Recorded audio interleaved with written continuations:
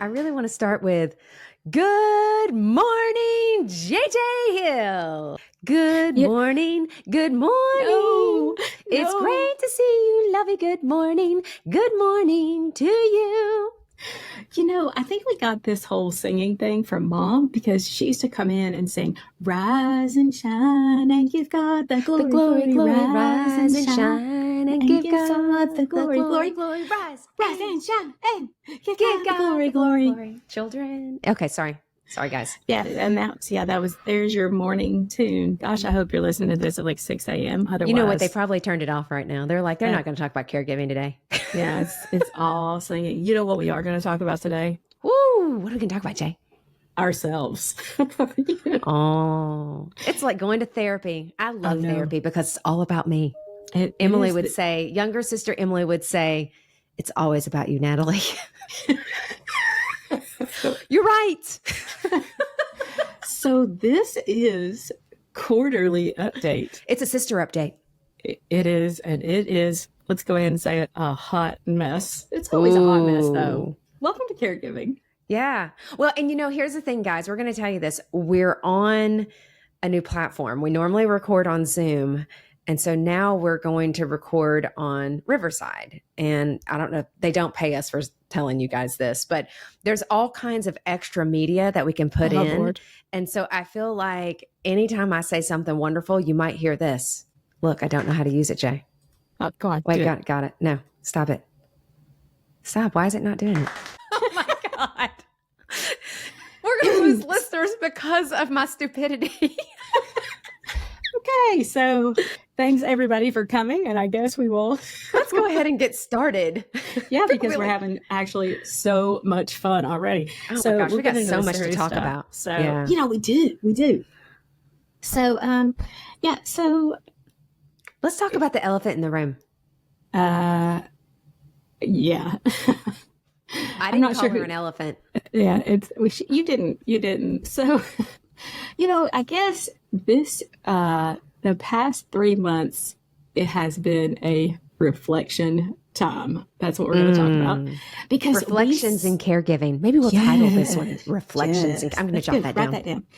Because we won't remember it in 45 minutes because we're old. Yeah.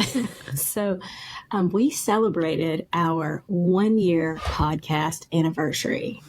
And I know Natalie's dancing if you haven't seen this. So at the 1-year mark, you kind of always go, okay, let's kind of regroup and let's see what was going on. Like, why are we doing this? Have we lost our minds? Wait, did anyone listen? Besides me going back to make sure I got a download, at least I had one. I listened to myself and I didn't. Yeah, I listened to myself. So, and I think I'm like, why are we doing this? And is it, what's going on? Is it beneficial? Is it helpful? You're over there stumbling around. Yeah. And so, the first thing I want to do is say that I think it is. Mm-hmm. I hope so. And, we talk about the things that our 4 goals: inspire, relate, educate, and laugh. Okay, laugh, check. We always get laugh. We laugh at ourselves. We count that. And I know. And so one of the other things though is relate. And so I think we come on and we are going to tell you that we are in the same hot mess. We have the same situations. And the past quarter has been no different. So let's just give a full update.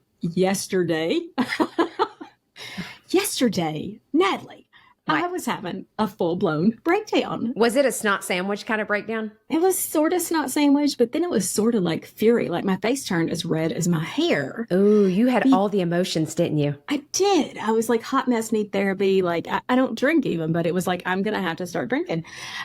Because the facility... Mom had to cancel her neurology appointment. She needs to see her neurologist once a month. And they had called me and said, hey, we had to cancel your mom's appointment. We didn't have transportation. Okay. And that's a hard thing for me because, I live so far away. You live far away. And Emilie, sadly, she has a full-time job and lives an hour and a half away. Did you say sadly she has a full-time job? Yeah, I know, sadly. I mean, sadly, no, we want you to have a job, Emilie. Yeah, Good job. most people as caregivers, they have a full-time job. Yeah. hey, you're trying to make a living here. And they said, we had to cancel your mom's appointment. We didn't have transportation. Someone Look at else that. had appointment. She wasn't just getting blood work. She wasn't just going for an annual physical. She was going to her neurologist who manages her medication. Yeah, manages and checks to see how far her Parkinson's has progressed, and then also how her main medicine is working to see how her movement disorder has progressed. And so they canceled it, and then they called and said, hey, we have a conflict for your mom's appointment, and we are going to have to cancel it if you can't get transportation for her. Notice that it says if you can't. Yeah, it just like, I was like, I'm sorry, what? Who, what? So just so you'll know, Uber does offer a healthcare service. But yeah, so that was really frustrating for me. So, I called everybody I knew. We almost put up a Facebook post, but it was like, we cannot miss another appointment. That appointment was Monday at 8:00. And so we cannot miss another appointment. And I called Emilie. She was like, I've got so many things on Monday. I cannot cancel. I'm already full of appointments for myself. And so finally, after we just realized we can't do this, Emilie has canceled all of her morning stuff. I mean, that's how desperate we got. And we've had to take it on so Mom won't miss her appointment. So that was it. So, and I will say this, you can be like frustrated. I'm going to tell you, I was just flat out mad because it's in the contract. So folks, I am very, very much on a regulatory side of the house. This is what I do for a living. I work in government affairs and so forth. But I've run congregate settings before. I ran them for adolescents. But the reality is congregate, which means they're not living in the home. You're living in a skilled nursing facility in this case. And it's their job. And I said to you, Jay, last night, and excuse the language, so if you have small people listening, I don't actually give a damn if your CEO takes my mom to the hospital to have her appointment or not, because you're contracted to do that. And I have this, and you said, whoa, because I am like the Kraken. Like, I'm like, release the Kraken, please let me call. And then we're like, well, and guys, I think this is going to be a relatable moment. Like, I know I can call and I can push. And I can push, and I have every, like, from a regulatory standpoint, I have everything I can do.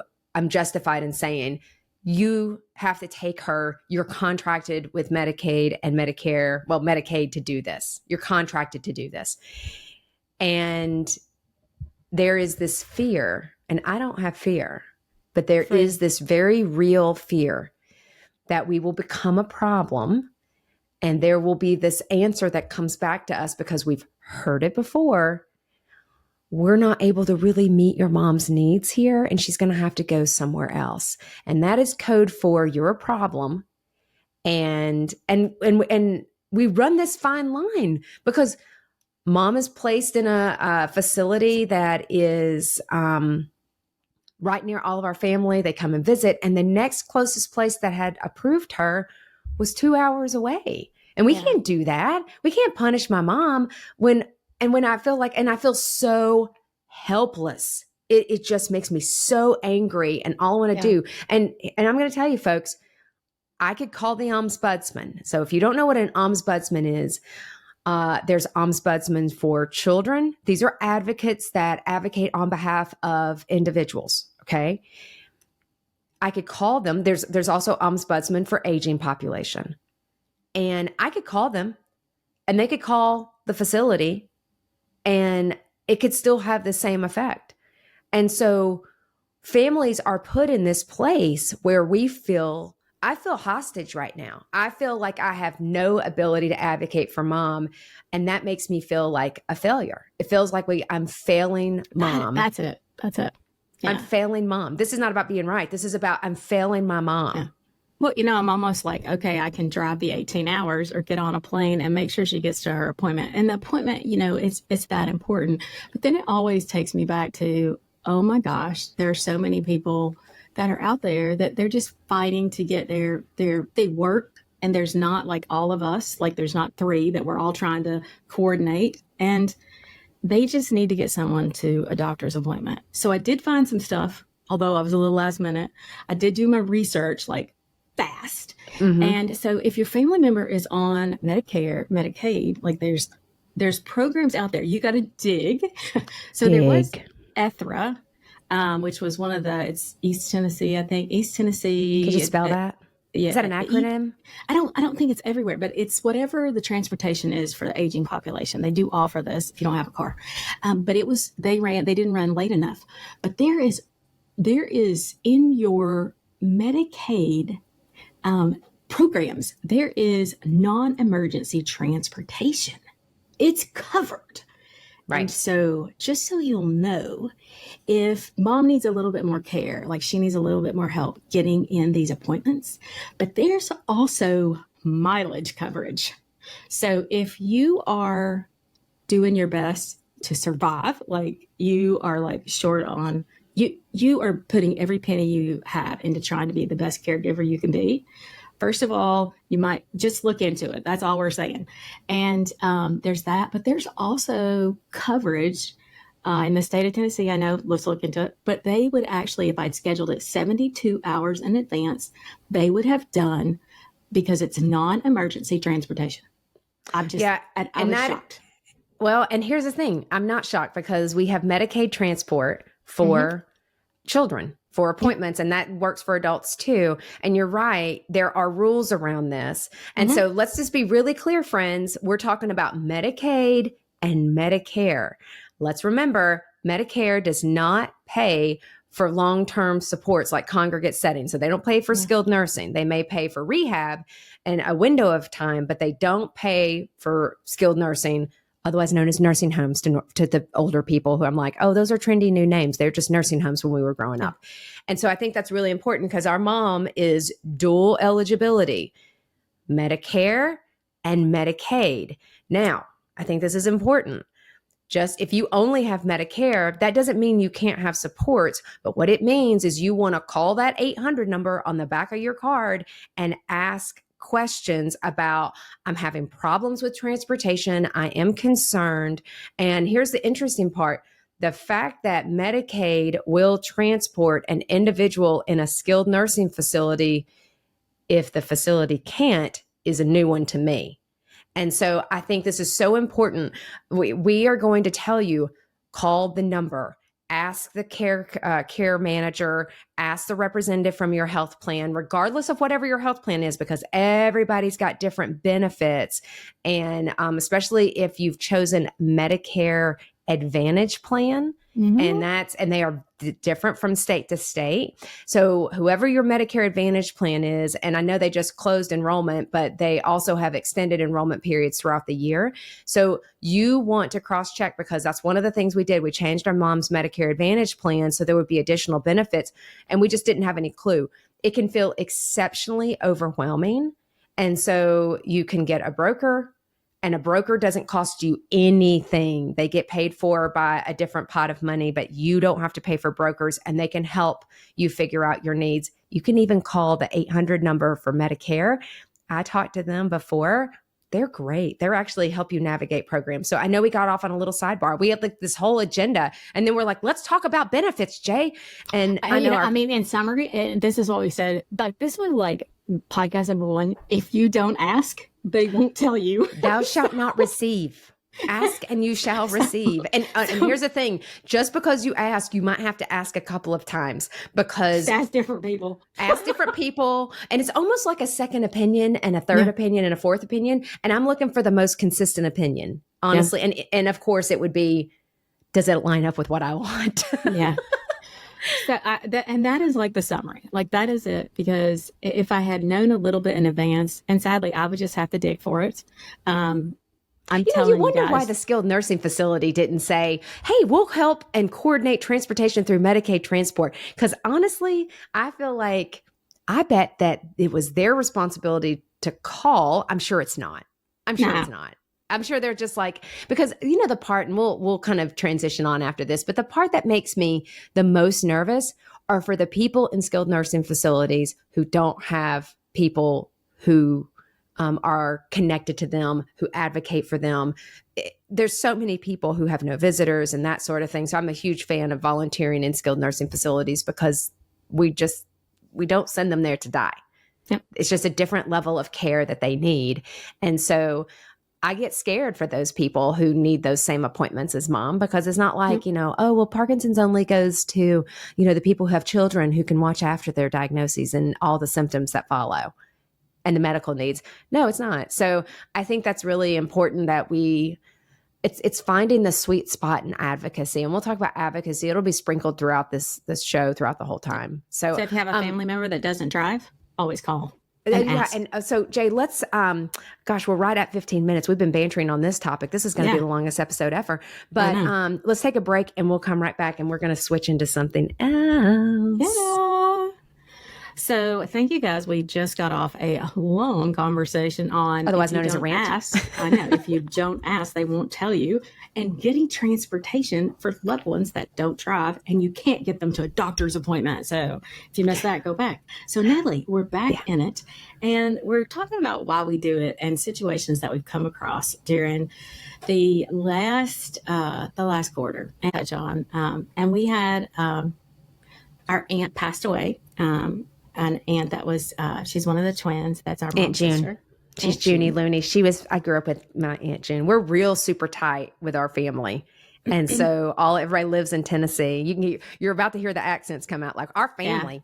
Yeah. And so our Aunt June is the first of our mom's siblings to pass. Yeah. And this is the first feels weird. I'm not going to lie to you. It felt really weird. Yeah. And, but this situation, ran us into, we had dealt with hospice back in, 2003 with our grandmother, a very short stint. But, this was hospice for our Aunt June, who had been, living with cancer for about 3 years. But her twin sister, Aunt Jane, she's part of the Holy Trinity. Yes. Jesus, Joel, and Aunt Jane. Yeah. And we'll get to who Joel is. Joel Osteen. Joel Osteen. He's part of it as well. But it was hospice, and it was a blessing. But what the situation that we had was that Aunt Jane, in the hospice situation, took my Aunt June into her home, and gladly did it during that situation. And my Aunt June passed away with her sister. Which was it seems appropriate. Yeah. They started life together because they're twins. Yeah. And they started life together, and they shared their last breath together. And you're going to get all snotty. I can feel it. I can see you getting teared up. It's fine. You're allowed to have snot sandwich about our Aunt Jane. And Aunt June. Aunt Jane is like, she's like my heart as well. And Jane is of all, like, we realized this after, because once you've like, it's like the Matrix, the blue pill and the red pill, like you can't go back. And once you realize what caregiving is, you see it all around you, and it just really you see it, and you're like, holy crap. And our Aunt Jane has been caring her entire life. We're going to get her on this podcast at some point. I'm going to tell you right now, she has cared for so many people. She helps care for our mom. She cared for everybody. Her husband, she's cared for Richard the whole time. We love you, Uncle Richard. Here's the funny. She's 78 years old, and she's a rock star. Like she's a rock she star. is. But I think, working through with hospice, and just, they were a blessing. Like I said, there was good and there was bad in the scenarios, and just how hard it was. Well, and I think this is important. I'm totally going to interrupt here. Okay. Because this was not a rainbow story. Yeah. This is not a rainbow story, and people need to really be aware of this. This goes into, it's hard to want to look at talking about hospice. If you don't understand hospice, you need to. And so, we had, our friend from Heart of Hospice, Helen Bauer. Love Helen. Helen came on with her siblings later. That'll be coming up this year. Helen talked about hospice a little bit, and Heart of Hospice is worth listening to. Absolutely is a fantastic podcast talking about hospice. But I'm going to tell you, we do know about hospice, And unfortunately, there were some things that they said that they couldn't do that respectfully, I didn't believe. And things that our aunt needed. She had been living by herself with her grandson. And I think she needed more care, and they needed to plan for her because she was in hospice and we knew she was going to pass soon. And they put her in the skilled nursing facility, actually in the same facility as our mom. And then her insurance denied it. And they needed a little bit more time to get the house set up for June to come and stay with Jane, because we did not want our aunt to pass. And Jane did not want our aunt to pass in the facility. She needed to be with family. And we do believe in that. We believe in that. And there's so many people who pass in skilled nursing, and it doesn't mean you're a bad person if you allow for your loved one to, but let's just be really clear. It's a family's choice. And there's a judgment-free zone. And so then we had insurance that would say, no, and we're not going to pay for this.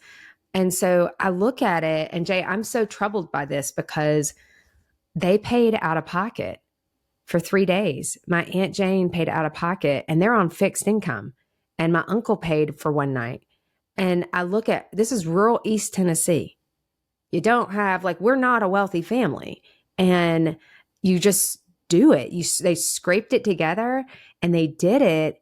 And it made me mad. And I'm sitting there trying to navigate her insurance plan to see if there's any other additional supports. And the hospice people were great. It's not that they were like refusing care. It was just, we've just got to have better policies around this. It's communication. And it feels like, because we wanted the best care, there was so much pain, and that's the hard part. And you want to get the best care, but in that part of life, you shouldn't have to fight so hard. No, and I think that's the hard part. Yeah, I think that is the hard part. You keep coming back to policy and stuff like that, and I'm like, what is the deal? Why is it like, how is insurance and government, why does that get involved with people's decision on life? I feel like that's my soapbox. Yeah, I feel like that too. But here I'm going to say this though, because we've got friends in Canada and the UK and about 54 other countries that listen. And so I'm going to tell you, like, this is the structure, the dysfunction of the United States, aging and disabilities and serving people who need care, right? Yeah. And so it's not only just the people who need support, but also their caregivers. And we're going to talk about that a little bit more later too. But I think about like understand your system. If you're in Canada, understand your benefits, your rights, because there are different health insurance programs and how they cover their citizens. In the same way with the UK, the more that you can understand and get connected with folks, like in the US, I would say Janet Brennan, who was a guest for us. I sent another lady that I met her son. Okay, so everybody knows that I meet people all the time. I make friends with everybody. There's no free will. Like I got to meet someone yesterday, Dr. Quinn, and she was named to USA Today's top 60 women who are women, top 24 women in the year, women of the year kind of thing.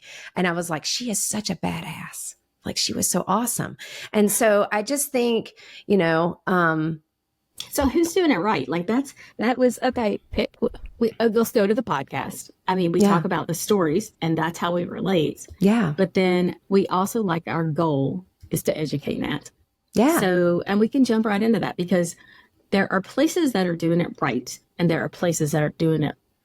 They need to work on their They need work. improvement. We won't even say wrong, but I'm like, man, it needs a lot of work. They're not even partially met on a treatment plan. Yeah. Right. And so I will say, so anyway, let me get back real quick. I met a guy at BJ's. This cracks me up. And so she calls me and I'm like, Natalie, stop talking to strangers.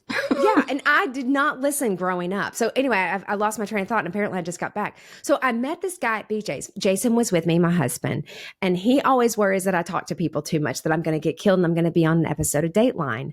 And we watch a lot of that stuff just so that I know how not to get killed. So I really try, and I don't mean to make fun of all that sort of thing, but I really do watch Dateline for a reason, because I travel a lot and that sort of thing. And I just want to be informed. And so thank you, Dateline. I love you. And First 48 too. And so we're in BJ's, and we all know, Jay, Kroger's the same way. BJ's is like Costco and Sam's and all these big wholesale kind of grocery stores. And at Kroger, they do the same thing. They play these awesome songs.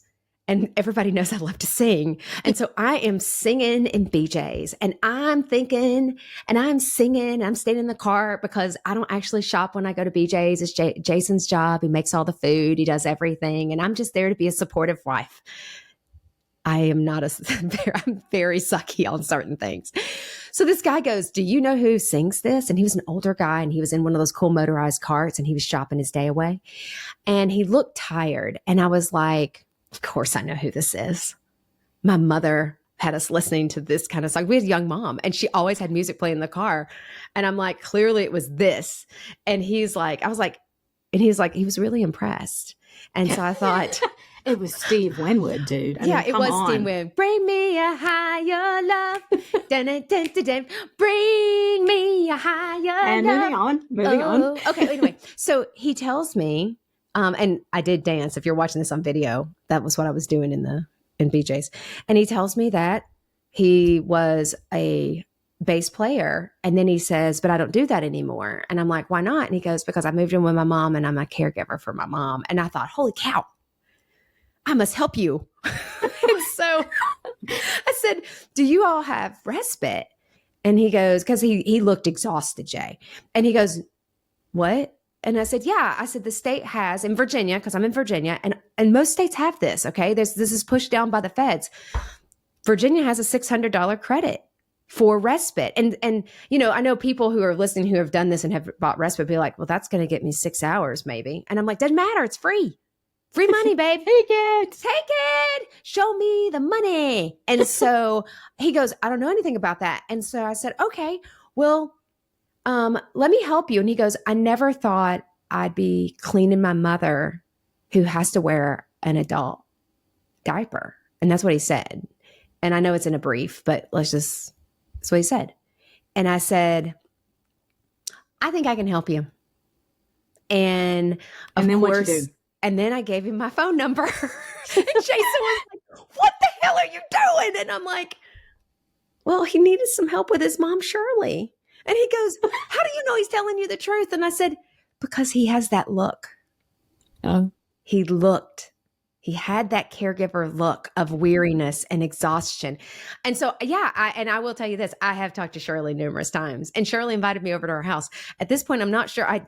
I connected her with our friend Janet Brennan at the Area Agency on Aging in the New River Valley, because she's our person. She was on, she's had 2 episodes with us, and she's so great. And so we're helping her, and it feels great. Yeah. But I just, you can't, and we're all caregivers. It was the whole thing. And I decided I probably should get some business cards that's need some help. I can help a little. I don't know it all. We don't know it all. No.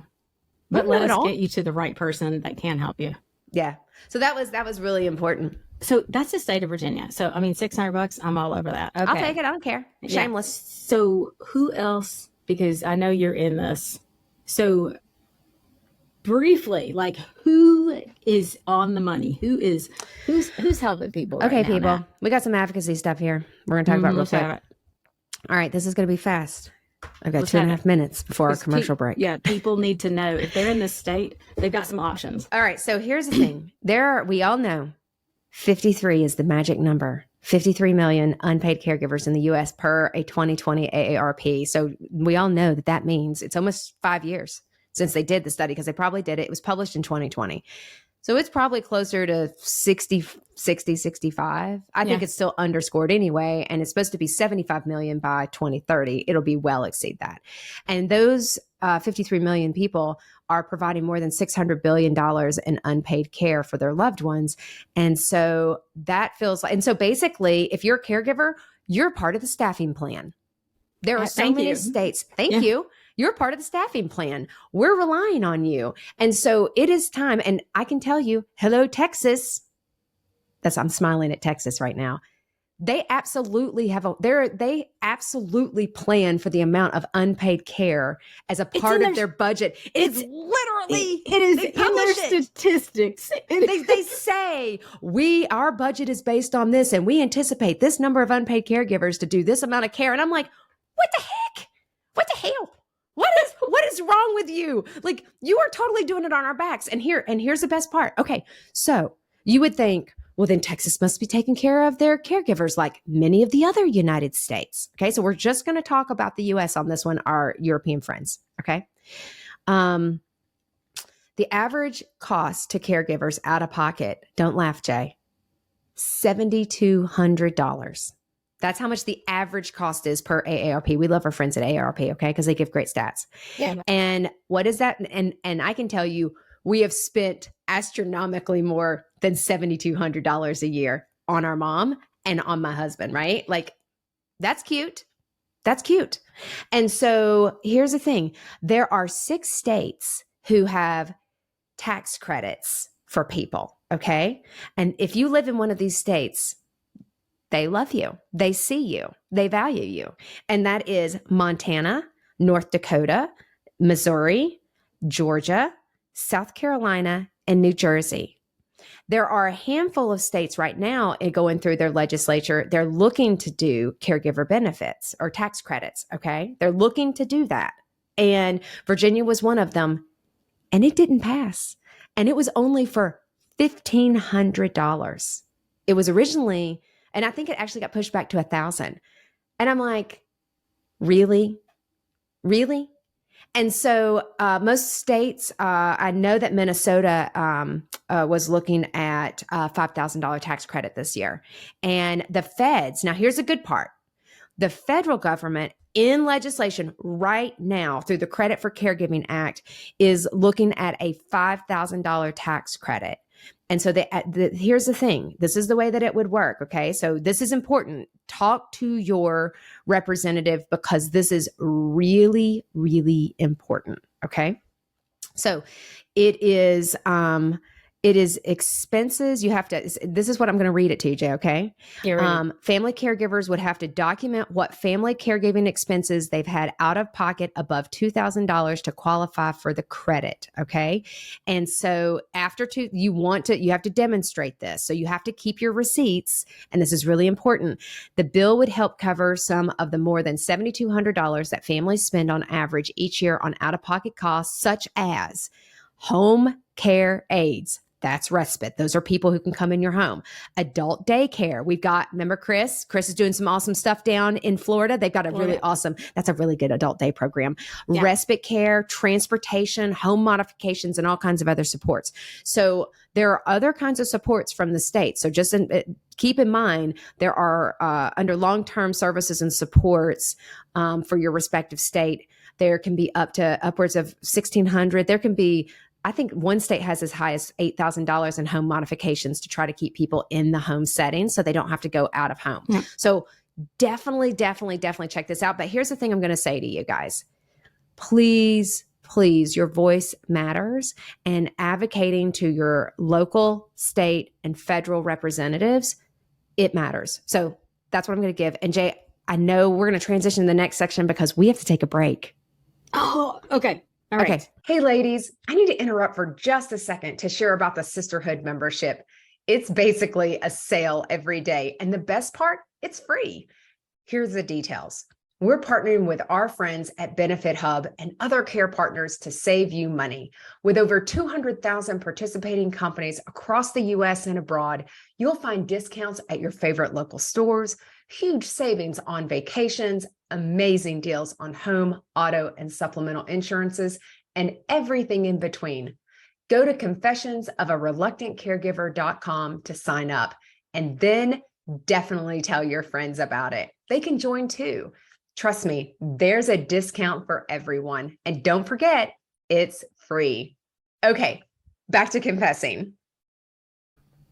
Okay, hey everybody, we're back, and we're talking about, what is it, like fighting for your rights? That's what I feel like. I feel like a little bit of the Kelsey brothers. We'd love to have you on the show. by the way. yeah. Jason Yeah. and Travis Kelsey, like you got to fight for your right to party. That's when Jason loves to say that. And I actually think Travis says that as well. Yeah. We love you, Kelsey brothers, because Yeah. we're sisters I mean, and we get They you. have parents. Yeah, exactly. They've got, they have parents. They've yeah, got they things. have, their Anyway, parents are fantastic. Okay, Kelsey moving on. brothers, we would love you. Anyway, Yeah. keep going. So here's the thing, and I just want to pop on this really fast. All legislators, they have emails.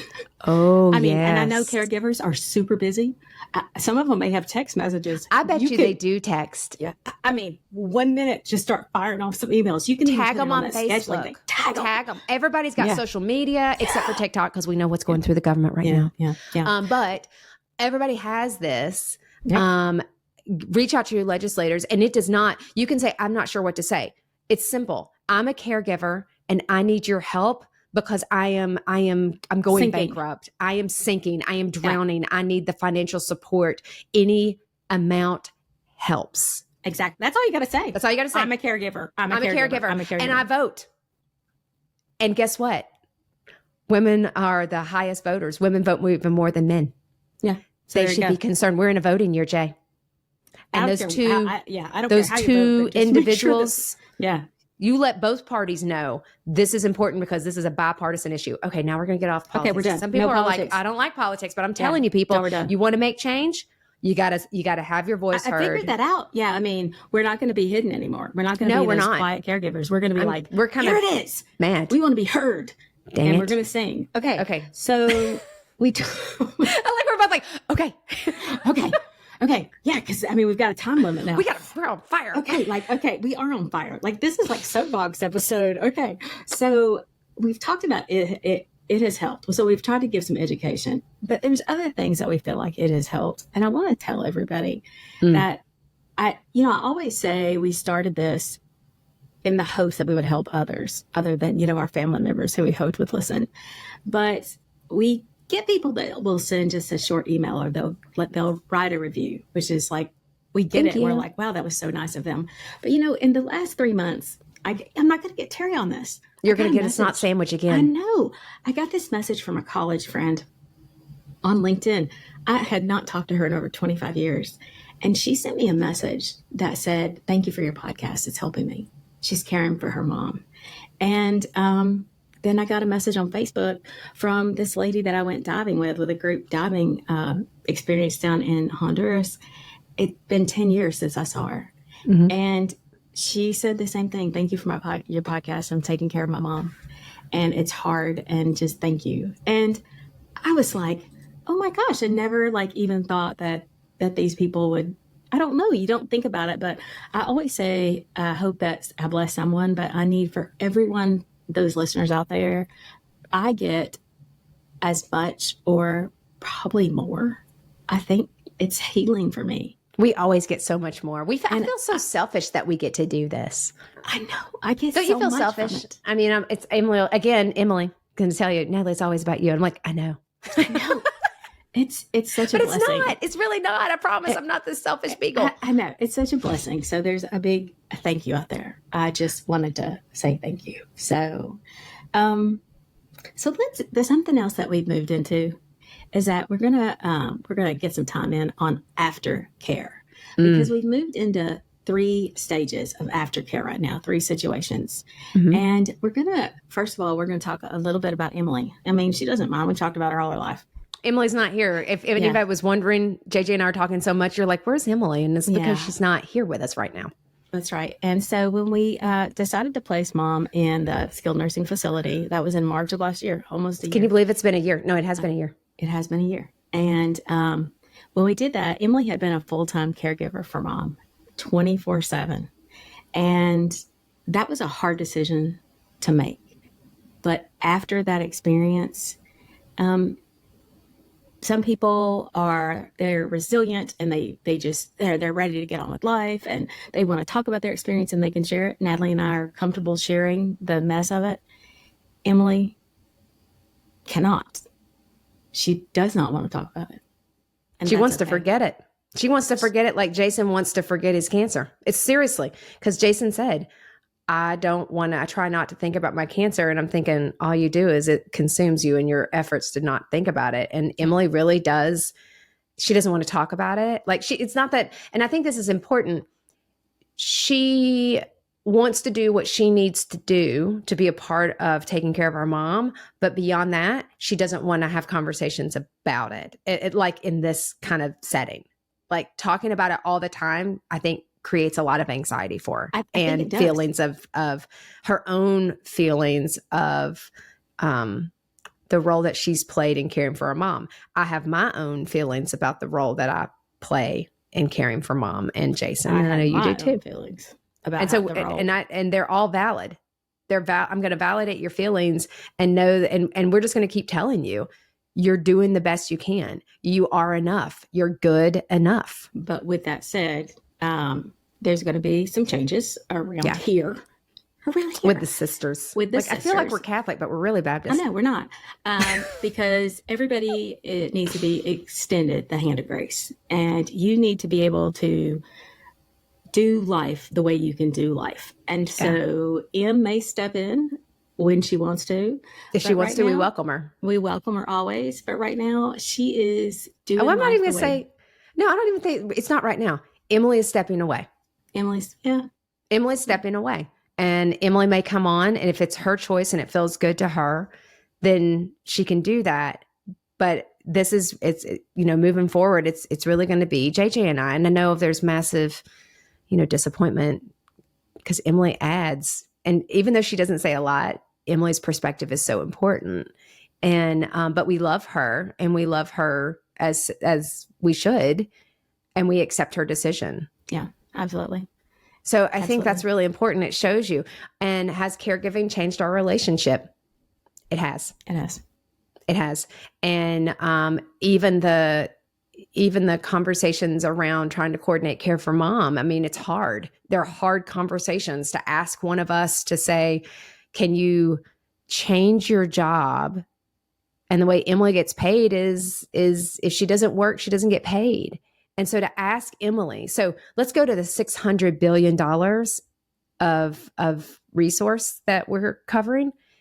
Emilie will lose money because she's taking care. She's not taking PTO. And she's not taking PTO. Yeah. She didn't have PTO. Yeah, she works as a 1099. She works as a self-employed. But that's the thing. There's so many people out there. So you're $600 billion. Like, I hope that counts like all the time that everybody has to take off. Yeah. That's the thing. Like, there's the money that I didn't make, not how much. And that measly $15 an hour that they're counting, the $600 billion, I guarantee you it's based on $15 an hour. And I'm like, I can tell you right now, I ain't $15 an hour. Yeah. Yeah. And it doesn't matter whether you're more or less, but it's just not, what I want to say is it's not an accurate reflection of the actual cost. Yeah. Because of what she will lose out on making. And she made that choice, and we are grateful to her for doing it, because JJ and I can. I'm 4 hours away. JJ's 18 hours away. And we would have figured it out, but it always starts with family first, and then you work your way out. It's just, you figure it out, or you have to cancel the appointment. Or you cancel the appointment. Yeah. And it sucks. And so anyway, okay. So Emilie Emilie will not be, you won't hear her. There may be times that she jumps on if that is what feels good to her. And we respect her and we love her, and we'll continue doing the show exactly the way we do it. So next, aftercare. So you've got aftercare going on. So care has not stopped. So let's talk about Jason. Oh, for God's sake, Jesus, take the wheel. So I will tell you this. I can't believe guys, I'm going to tell you, we're going to close out the show in about 4 minutes, because we do about 45 minutes. And then we're going to have after the confession, we're going to keep talking. And so we'll publish this for you guys. We're coming up on 2 years. We're coming up on 2 years of Jason's last treatment. And the last 2 years, June, we go back up to Memorial Sloan Kettering, and we have the last scans. And there's so much fear in this. I don't feel it as much. I think I just compartmentalize it, and I just put it over in a corner. And I'm super Pollyanna. I'm half full. I fully believe Jason's going to be great. But the reality is Jason lives with it every day. I think there's like little teeny cancer cells that can't be detected. They're in his body. I think that's how we both see it. We know that it's there. We know it can come back. We know that we feel that, and we don't know when. and we keep trying to live our lives, and it's new normal has been really hard. But it's the conversation about the mistress, because I refer to cancer as the mistress. She's always with us, but she has been sitting right between us, because the closer we get to June 24th is when our appointment is in New York City. And I'll be putting that on Reels, people. You're going to see us, because I'll make the announcement on social media, because I think that's worth telling people good news. I plan on good news. And if we don't have good news, then we know exactly what we're going to walk right back into, and we're ready. Like, I'm ready to just, throat punch cancer. And that's how I feel about it. I'm going to throat punch. I'm like a stab in the neck. Seems a little aggressive today, but when anybody thinks about cancer, that's what you want to do. You just want to fight it off. You want to get rid of it. And so, but Jason's very nervous, and it's affecting his sleep right now. And when it affects his sleep, then he's grumpy. And when he's grumpy, it makes our marriage harder. And I'm grumpy, and I can't do anything about it. And then, so we have to be very, very tolerant of each other. And we have to name the fact that we're struggling. We're struggling right now. And people who are like, oh, no, it's great. No, if it's great for you, good for you. But I think you're lying. I don't believe you. I hate to say that. I don't believe you, because one of the two people or any person involved is struggling in their own way. So recommendations. So you guys have been able to get palliative care through your insurance. Oh my gosh, guys. I'm going to tell you, palliative care. Oh my God. We should have had palliative care when we were in active treatment. And palliative care is not hospice. Palliative care is meant for comfort and to help navigate the system. And we have Jeannie. Oh my gosh. We love her. And I don't mind to say it. Our insurance is Elevance, and which is Anthem.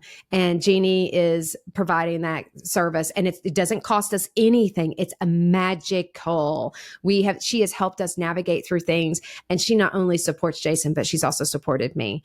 So, okay. Oh, Jay, we just need 2 episodes, right? I know. We're gonna end here. We got more though that we're going to talk about. We got so much more. We've got I hope some you'll more listen. Aftercare, and we got some funny aftercare. Oh my God, we're going to talk about the Holy Trinity: Jesus, Joel, and Jane. And I'm also going to talk about my mammogram. And I'm going to talk about my blood work. Like how we suck at taking care of ourselves as caregivers. We're going to talk about fainting goats. So, yeah, Natalie, stick around. Come back. Yeah. Okay, guys. Back. Thanks so much for listening. Stick around. Please listen into the next after the confession. You're going to really like it. It's even better. All right, guys. Thanks so much. Bye-bye.